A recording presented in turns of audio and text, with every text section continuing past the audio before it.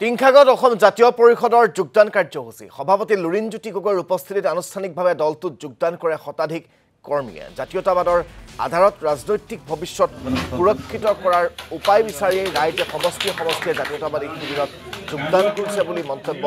লুৰিণজ্যোতি গগৈৰ আগন্তুক পঞ্চায়ত নিৰ্বাচনত সকলো বিৰোধী শক্তিক একত্ৰিত হোৱাৰ আহ্বান অসম জাতীয় পৰিষদৰ সভাপতিগৰাকীৰ অৰুণোদয় আঁচনিৰ নামত সংঘটিত দুৰ্নীতিৰ প্ৰসংগ উল্লেখ কৰি মহিলাৰ হিতাধিকাৰী আঁচনিয়ে বিজেপি চৰকাৰক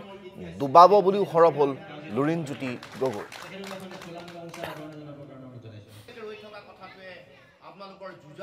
দিল্লীবাৰী পঞ্চায়তৰ অন্তৰ্গত আজি এই অঞ্চলত শতাধিক পুৰুষ মহিলা সকলো জাতি জনগোষ্ঠী বিশেষভাৱে শাসকীয় দলৰ বহু নেতাও ইয়াতে যোগদান কৰিছে বিজেপি দলৰ এইটো আমাৰ কাৰণে সুখৰ কথা চাহ জনগোষ্ঠী আদিবাসী বহু ব্যক্তি এসময়ত সংগ্ৰাম কৰা বহু নেতাও আজি যোগদান কৰিছে এই অঞ্চলৰ কেইবাগৰাকীও গাঁৱৰ অগ্ৰণী ব্যক্তি আনকি গণ পৰিষদৰ পুৰণা প্ৰতিষ্ঠাকালৰ ব্যক্তি কেইবাগৰাকীও যোগদান কৰিছে এইটো আমাৰ কাৰণে আশাপ্ৰদ কথা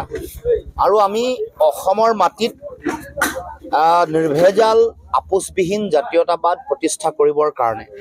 আমাৰ মাটি ভেটি কৃষ্টি সংস্কৃতি ৰক্ষা কৰিবৰ কাৰণে অসমৰ মাটিত আমাৰ নিজৰ অধিকাৰ সুৰক্ষিত কৰিবৰ কাৰণে আমাৰ হাতত বাছি থকা বিকল্প এটাই হেতু হ'ল জাতীয়তাবাদৰ আধাৰত ৰাজনৈতিক ভৱিষ্যত আমাৰ সুৰক্ষিত কৰা সেইকাৰণে সেই ধাৰা প্ৰতিষ্ঠা কৰিবৰ কাৰণে আমি আৰম্ভণিৰ পৰা অসম জাতীয় পৰিষদে কাম কাজ কৰি আহিছোঁ সেইকাৰণে লাহে লাহে মানুহৰ বিশ্বাসটো এই জাতীয়তাবাদী ৰাজনৈতিক ধাৰাটোৰ প্ৰতি অসম জাতীয় পৰিষদৰ প্ৰতি মানুহৰ লাহে লাহে বাঢ়িছে